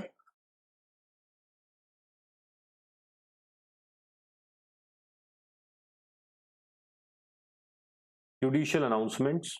और दूसरा abuse of device of incorporation. Okay, तो पहले हम ये करेंगे abuse of device of incorporation. Abuse of device of incorporation का मतलब क्या होता है. Device of incorporation word use होता है सीओआई के लिए. सीओआई की फुल फॉर्म होती है सर्टिफिकेट ऑफ इनकॉर्पोरेशन, जिसको हिंदी में बोला जाता है, प्योर हिंदी में पंजीकरण प्रमाण पत्र, थोड़ा सा इंग्लिश में रजिस्ट्रेशन सर्टिफिकेट. आपने देखा होगा केमिस्ट की शॉप पे लगे हुए होते हैं ना, ऐसे रजिस्ट्रेशन सर्टिफिकेट्स लगे हुए होते हैं, कुछ दुकानों पे लगे हुए होते हैं रजिस्ट्रेशन के सर्टिफिकेट्स उनके कि ये हम गवर्नमेंट के साथ रजिस्टर्ड है, तो उसको सर्टिफिकेट बोलते हैं रजिस्ट्रेशन का. कंपनी के लिए वर्ड यूज होता है certificate of incorporation. So abuse of certificate of incorporation, ये कैसे गाली दी जाती है सर, सर्टिफिकेट को गालियां कैसे दी. Abuse of certificate of incorporation कैसे हो सकता है. फॉर एग्जाम्पल, जब आपने सर्टिफिकेट बनवाया मुझसे रजिस्ट्रेशन का, उस वक्त आपने मुझे रजिस्ट्रार ऑफ कंपनी बनाने वाला, उसको आपने प्रॉमिस किया, रिटर्न में लिख के दिया, हम इस कंपनी के अंडर स्टील का काम करेंगे, स्टील ट्रेडिंग का काम करेंगे. ठीक है, कंपनी बन के तैयार होगी, आपको सर्टिफिकेट मिल गया, बट आपने 2-4 महीनों बाद में उसमें स्मगलिंग करनी शुरू कर दी. स्मगलिंग, तो क्या आपने जो प्रोमिस किए थे उनको तोड़ रहे हो आप. तो can I say you are abusing. Abusing मतलब misuse. Are you misusing to certificate. क्या उस सर्टिफिकेट का मिसयूज हो रहा है, इसको बोला गया abuse of device of incorporation या फिर misuse of certificate of incorporation. Clear. Okay, हाथ चलते रहे अगर नोट्स के लिए तो बहुत अच्छे से समझ आएगा, क्योंकि इतनी नहीं है आपका सिलेबस. आपका सिलेबस जो है ना इतना है, इतना भी नहीं है, इतना है. इतनी हमारी मेमोरी नहीं है कि हम एक एक बात को याद रखें जब तक हम इन चीजों को लिखेंगे नहीं. ठीक है, तो अच्छे से नोट्स बनाते रहिएगा. Abuse of device of incorporation, that is misuse of certificate. इस कैसे कैसे हो सकता है सर. सर फॉर एग्जांपल, आप बनने के बाद में जिस काम के लिए प्रॉमिस किया था वो नहीं कर रहे हो आप, कॉन्ट्रैक्ट फेक बना रहे हो आप, नेम गलत लिख रहे हो आप, और बहुत सारे गलत काम कर सकते हो आप. फ्रॉड कर रहे हो आप. ठीक है, फॉल्स इंफॉर्मेशन दे रहे हो आप गवर्नमेंट को. डन. False information et cetera. फिर आता है इंटरेस्टिंग सा जुडिशियल प्रोनाउंसमेंट्स और जुडिशियल अनाउंसमेंट्स का मतलब था कोर्ट के ऑर्डर्स के तहत भी तो हो सकता है। कोर्ट के ऑर्डर्स के तहत कैसे होता है सर? अंडरस्टैंड, जब कोर्ट बोल दे या कोर्ट ने बोला होगा हिस्ट्री में, तब भी आपका कॉर्पोरेट वेल लिफ्ट हो सकता है। मैं बहुत सारे केस अभी डिस्कस करता हूं आपके साथ, एंड जिसमें कुछ इंडियन भी एक आधे करूंगा। इंडियंस वाले फेल हो गए, ठीक से नहीं कर पाए, वो you are trying to copy. चलो मैं सबसे पहला केस डिस्कस करता हूं आपके साथ जुडिशियल प्रोनाउंसमेंट में कि सबसे पहले कोर्ट ने कब दिया था ये ऑर्डर। अगेन 1895, वही यूके हमारा दोबारा। वहां पर एक आदमी था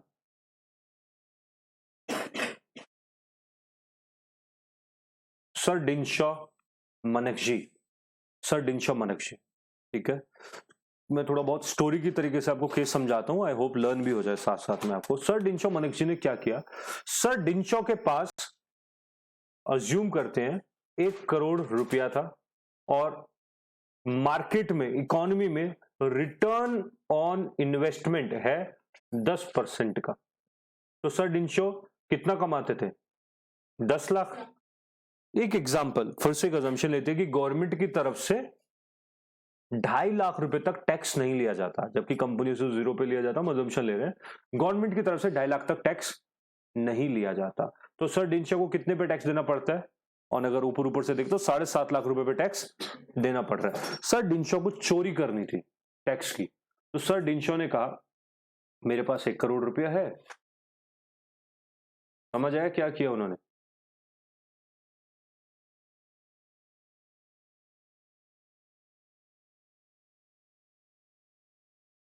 कितना? 25 लाख और 25 लाख। ये कंपनी कितना रिटर्न देती है? 10% था ना हमारा रेट, 2.5 लाख, 2.5 लाख।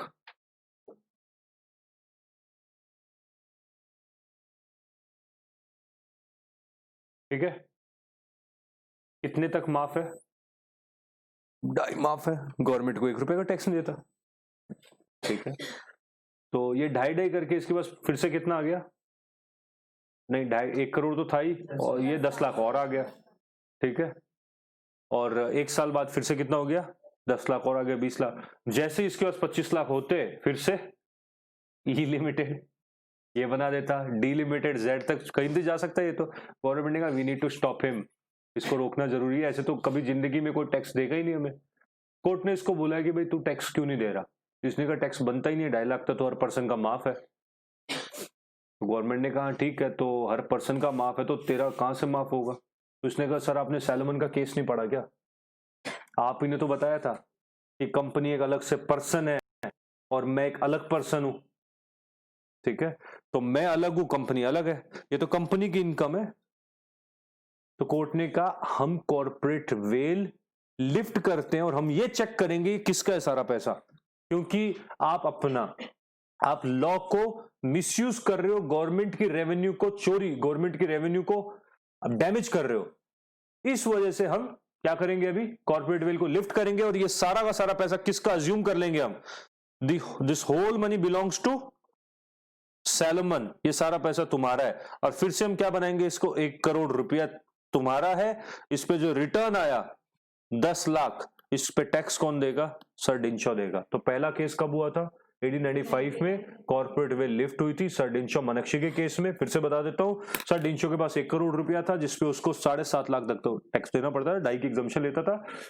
गवर्नमेंट की रेवेन्यू को चोरी करने के लिए सर डिनशॉ ने क्या किया, सर डिनशॉ ने 4 कंपनी बना के 25-25 लाख उन्होंने डाल दिया और उनसे 10% के रिटर्न के हिसाब से 2.5 लाख आता था उसे, जो उसको माफ हो जाता था। कोर्ट ने उसको बुला के बोला आपको इस पे टैक्स देना पड़ेगा। उसने कहा कि सर अलग अलग पर्सन है तो 2.5 लाख माफ है। गवर्नमेंट ने कहा no, we will lift the corporate veil and we will see this money belongs to हुम।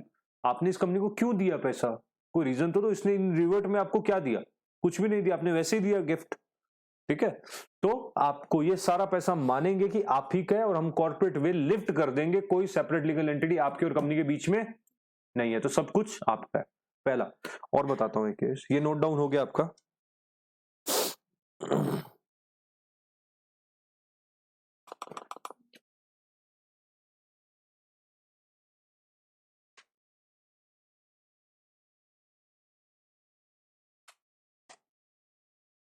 केसेस अच्छे से याद करना।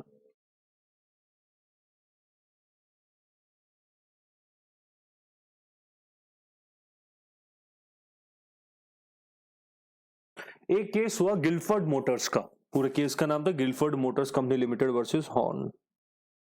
What happened in this case,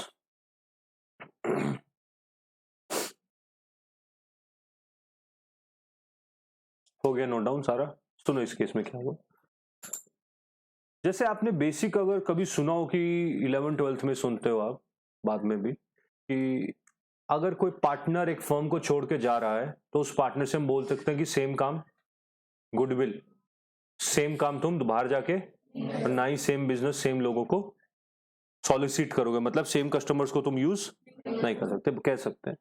तो इन्होंने क्या किया, गिलफोर्ड मोटर्स में ए बी सी, कहानी से समझो, ए बी सी 3 आदमी थे जो इस कंपनी को चलाते थे, गिलफोर्ड मोटर्स। ठीक है, व्हाट दे डिड, उन्होंने बनाते वक्त एक क्लॉज डाल दिया। क्लॉज क्या डाला इन्होंने कहा कि हम में से तीनों डायरेक्टर में से कोई भी डायरेक्टर जो कंपनी को छोड़ के जाएगा कभी भी, वो कभी भी बाहर जाके कस्टमर्स को सॉलिसिट, कस्टमर को यूज, सेम कस्टमर्स को यूज नहीं करेगा। ठीक है,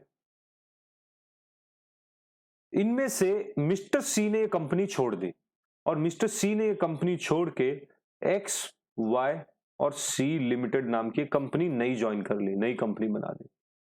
ठीक है, एक्स वाई और सी कंपनी, एक्स और सी कंपनी के अंदर इन्होंने क्या किया, मिस्टर सी ने यहां के सारे कॉन्टैक्ट्स, अपनी पहली कंपनी के सारे कॉन्टैक्ट किसको दे दिए, यहां की रिसेप्शन पे दे दिए। और रिसेप्शन वाले कॉल करते थे, this sir I am calling on behalf of X Y C limited, हमारा, और उसको कोटेशन तो सारी पता थी सी को, किस रेट पे मिलता है, किस पे दिया जाता है, उधार, रेंट, आपका क्रेडिट पीरियड सारा।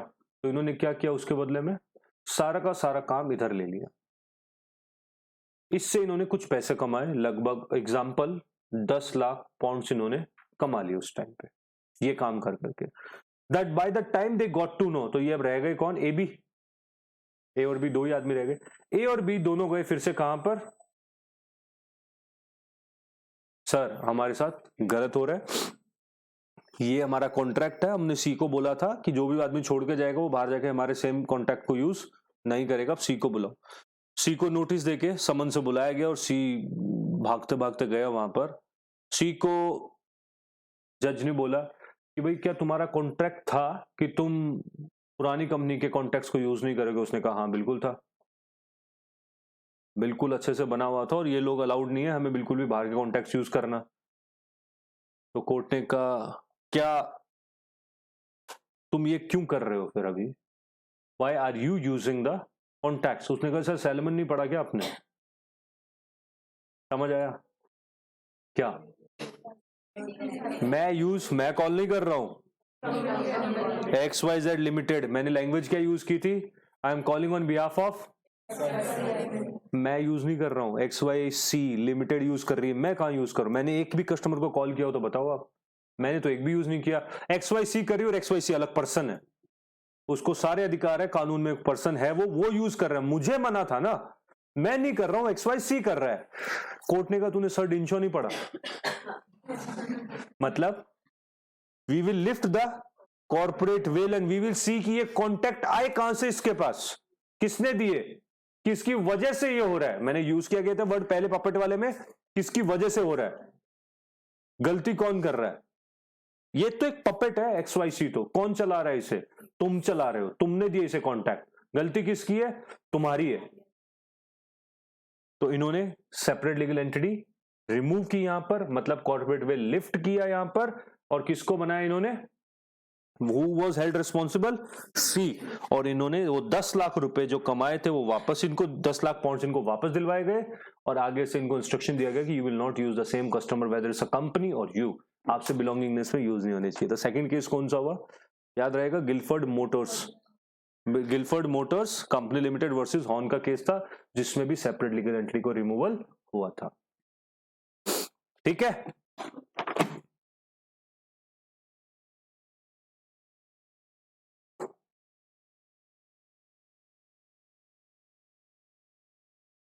एक और केस करते हैं last.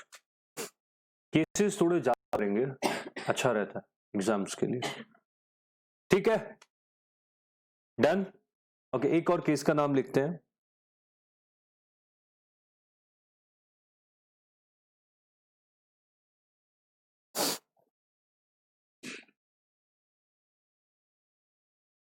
Versus continental tyre.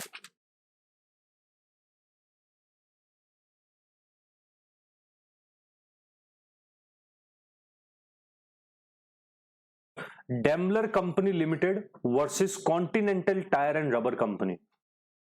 Daimler company limited versus continental tyre and rubber company. कोई सवाल है भाई, मुझे पूछ लो।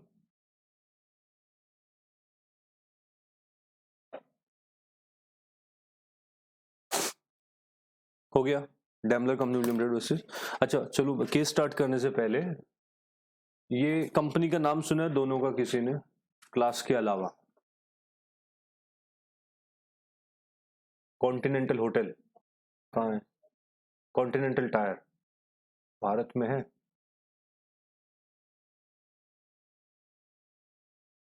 ओके, डेमलर सुना है किसी ने नाम पहले? और कोई डेमलर किसी ने सुना?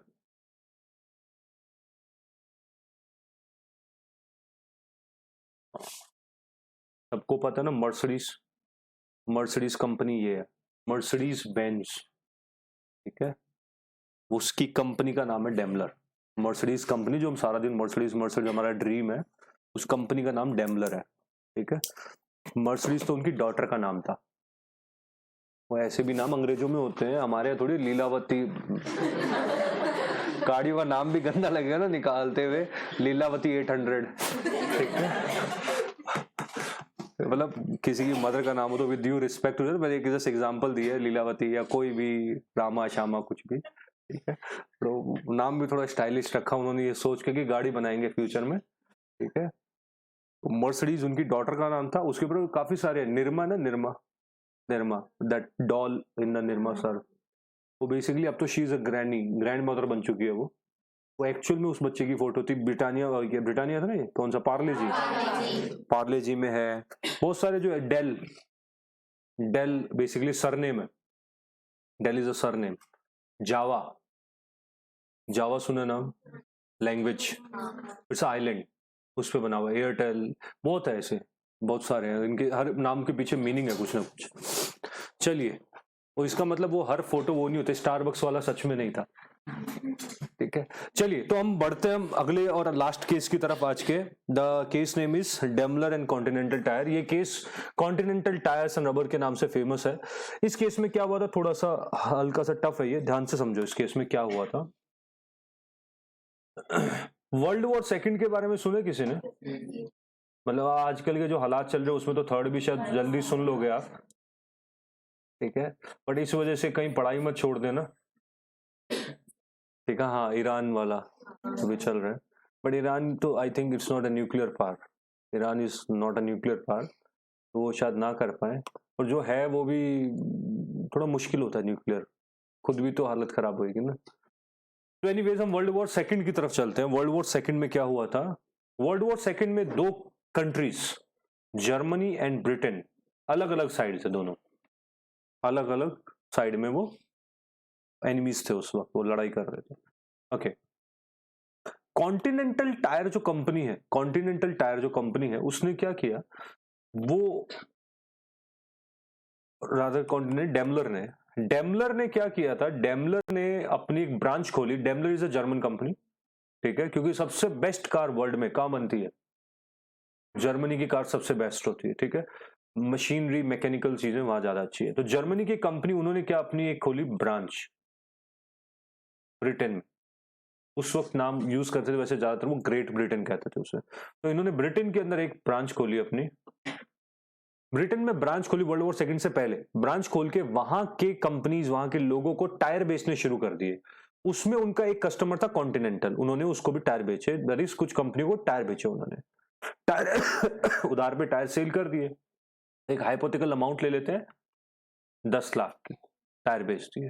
ठीक है, नाउ टायर बेचने के दौरान, धीरे धीरे बिजनेस के दौरान वर्ल्ड वॉर सेकंड स्टार्ट हो गया। वर्ल्ड वॉर सेकंड स्टार्ट हो गया। वर्ल्ड वॉर सेकंड स्टार्ट होने पर तो इस ब्रांच वाले ऑर्गेनाइजेशन ने सोचा कि हमें यहां से वाइंड अप करके हमारी होम कंट्री चला जाना चाहिए। While in the process of winding up they decided कि क्यों ना हमारा जो उधार पैसा पड़ा है वो भी लेते हुए चले जाएं। जब इन्होंने कांटेक्ट किया अपने बायर्स को कि भाई हमें पैसा वापस दो, उन्होंने कहा हम पैसा वापस नहीं देंगे, जो करना कर लो।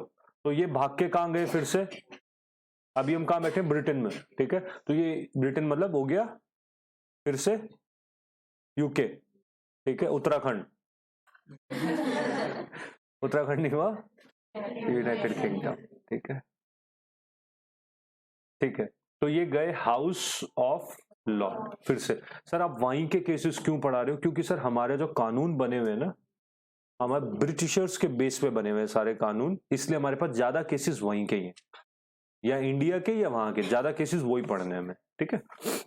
हाउस ऑफ लॉर्ड गए ये, इन्होंने हाउस ऑफ लॉर्ड में जाके पिटिशन डाली कि सर हमारा पैसा ये XYZ कंपनी जो है वो दे नहीं रही है। हाउस ऑफ लॉर्ड ने बोला नहीं देंगे, जो करना कर लो, ठीक है। सर रीजन दीजिए, क्यों नहीं दोगे आप? रीजन दीजिए। इन्होंने कहा यू आर एलियन एनिमी। तो एक और कॉन्सेप्ट नया समझा देता हूं, एलियन एनिमी। वैसे तो पता है आपको alien enemy is a person जिसके साथ हमारी वॉर होती है, ठीक है, alien enemy. But alien enemy concept भी क्यों है? रीजन दीजिए आप, why I am your alien enemy. आते हैं उस केस पे, दोबारा आता हूं, उससे पहले एलियन एनिमी हूं क्यों मैं, और क्या प्रॉब्लम है, मुझे पैसा दे दोगे तो आप, क्या दिक्कत होगी आपके? तो उन्होंने कहा सुनो, दिक्कत ये होगी कि अगर हमने पैसा दिया तुम्हें, हमने अगर तुम्हें पैसा दिया, ये पैसा लेके तुम कहां जाओगे? मैंने कहा मैं जर्मनी जाऊंगा सर। जर्मनी जाके इस पैसे का क्या करोगे? सर मैं बैंक्स में डालूंगा, खरीदारी करूंगा, वहां पर परचेज करूंगा। ये बैंक या खरीदने पर ये पैसा कहां जाएगा सर? जर्मनी की इकोनॉमी में सर्कुलेट होगा। जर्मनी की इकोनॉमी में होगा तो कहां पर जाएगा? जर्मनी की गवर्नमेंट इस पैसे से क्या करेगी? जर्मनी की गवर्नमेंट इस पैसे से क्या खरीदेगी? हथियार, वेपन्स खरीदेगी। वो वेपन्स कहां यूज करेगी? जर्मनी, मेरे खिलाफ वॉर में, मेरे ही पैसों से। तुम मुझे ही मारोगे, हमारे ही पैसों से तुम हमारी कंट्री के लोगों को मारोगे, इसलिए तुम हमारे क्या हो? एलियन एनिमी, और हम तुम्हें पैसे नहीं देंगे, ठीक है। जो उनका कहना सही था। तो इसने कहा नहीं सर मैं तो ब्रिटिशर्स हूं। इसे बदल गया बाद में, उसने कहा सर मैं ब्रिटिशर हूं, देखो ना मैं कहां पर बैठा हूं, मेरी ब्रांच कहां है? ब्रिटेन में। Where I am established? Britain में। रजिस्ट्रेशन कहां करवाया मैंने? ब्रिटेन। तो मैं कहां की कंपनी हुआ? ब्रिटेन की हुआ। ब्रिटेन गवर्नमेंट ने कहा रुक, हम बेवकूफ नहीं है, रुक तू ये बता, तू कंपनी है, हाँ, तेरे को who is your parent company? इन्होंने कहा सर जर्मनी में है। कहां पर बैठे हैं वो लोग? जर्मनी। तेरे डायरेक्टर्स कहां है? जर्मनी। तेरे को कंट्रोल कहां से किया जाता है? किसके रूल्स ऑर्डर फॉलो किए जाते हैं? तुम अगर यहां सेल लगाते हो टायर में, तो कौन ऑर्डर देता है उसको सेल लगाने की? तुम्हारे टायर बन के कहां से आते हैं? जर्मनी। जब तुम्हारी कंट्रोलिंग पावर वहां है, अगर हम सेपरेट लीगल एंटिटी लिफ्ट करते हैं, हम we will remove the veil, we will remove, lift the corporate veil. तो तुम कहां की कंपनी हो? जर्मनी। इसलिए तुम क्या हो? ब्रिटिशर्स नहीं हो, जर्मन कंपनी हो तुम, क्योंकि तुम्हारी कंट्रोलिंग कहां है? हम कंट्रोलिंग चेक करेंगे। Since you are a German company, so we will not pay you your amount because you are an enemy and you will use the same amount against us in the world war second. तो ये 3 case मैंने आपको बताया जहां पर आपको separate legal entity, lifting of corporate well होता है। आपका याद हो गए? I think 4 case total discuss कर लिए हमने आज की क्लास में। आई होप चारों याद हो गए होंगे, ठीक है। तो एक बार जल्दी से रिवाइज करते हैं हम। कंपनी एक्ट, कंपनीज एक्ट हमारे पास सबसे पहले हमारे पास कब आया था? 1950 में तो बाबा जी आए थे। 1850 के बाद में 82, इसके बाद में 1913 के बाद में 56। किसने बनाया 56? CH बाबा प्लस 12 अदर मेंबर्स ने बनाया, ठीक है। और उसके बाद में हमारे पास latest company law 2013। What do you mean by company? As per section 2 subsection 20, company means an association of people registered in companies act 2013 और any previous law prevailing in the country. What are the features of the company? Company has a limited liability, separate legal entity, perpetual association, common seal, artificial personality, can buy, sell, sue, be sue, transfer shares, et cetera. Okay. फिर उसके बाद में हमने कहा if this is a company then what is a corporate veil? I said corporate veil means separate legal entity. What is lifting of corporate veil? When we remove the separate legal entity. When the corporate veil can be lifted, what are the cases when the corporate veil can be lifted? There are only two cases when the corporate will be lifted: judicial pronouncement and abuse of device of incorporation. abuse कभी करते हैं हम जब आप misuse कर रहे हो उसका. judicial pronouncement के 3 केस के. पहला केस सर डिनशॉ मनक्षी, दूसरा case Gilford Motors versus horn, तीसरा केस डैमलर और कॉन्टिनेंटल टायर का. ये थी आज की क्लास. एक लास्ट क्वेश्चन आपसे जाते हुए वैसे ही जिससे पूछूं वही बताया. ठीक है, एक कंपनी है डोमेस्टिक, ठीक है, एक कंपनी है इंडियन और एक कंपनी है फॉरेन. 3 कंपनीज है. इन तीनों कंपनीज में से रेसिडेंट ऑफ इंडिया कौन सी कंपनी है? रेसिडेंट ऑफ इंडिया कौन सी कंपनी है या बन सकती है? एक एक से स्टार्ट कर लेते हैं हम. ओनली डोमेस्टिक, इंडियन नहीं बन सकती है. चलो लेट मी रीफ्रेम इट. हमारे पास 3 टाइप की कंपनीज है. फिर से एक है डोमेस्टिक, चुप रहना है, domestic company, Indian company and foreign company. My question is, in companies में से सिटीजन ऑफ इंडिया कौन सी कंपनी है या बन सकती है? Which company among them can be citizen of India? है या बन सकती है? आजकल सिटीजनशिप पे बड़ा हमारे यहाँ पंगा चल रहा है ना, तो उसी से रिलेटेड एक सवाल पूछ रहा हूं मैं. बहुत बार एग्जाम में आया, एक बार नहीं बहुत बार, नंबर ऑफ टाइम्स आया. सिटीजनशिप एक्ट कब आई थी हमारे पास भारत में? चलो will come to that concept. अभी तो बहुत हॉट है वैसे ये टॉपिक हमारे न्यूज में. नहीं सर, भारत था ही नहीं जब, कहां से तो गुलाम थे उस वक्त. ओके एनीवेज, भारत तो खैर था बट हम गुलाम थे. My question, let's move to question first. Which among them can be citizen of India? जिससे पूछो वो बताए. Which among them can be citizen of India? है या बन सकता है? दोनों केस कौन? तीनों. ठीक है,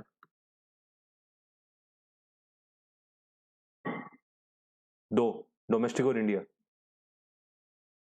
डोमेस्टिक और इंडिया तीनों.